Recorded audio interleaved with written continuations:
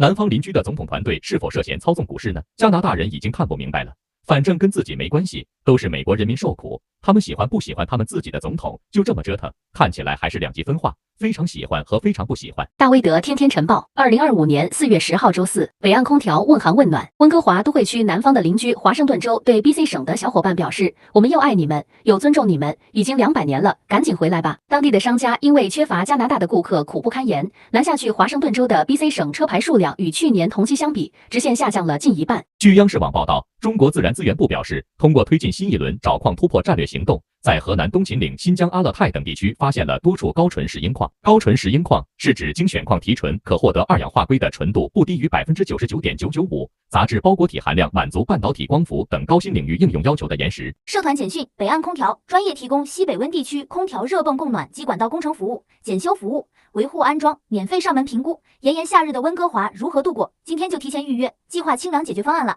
电话236-863-7766或者电邮咨询详情。大威德天天晨报由大威德登山队社团和德国 PM 全效营养素 Niki 团队特别支持播出。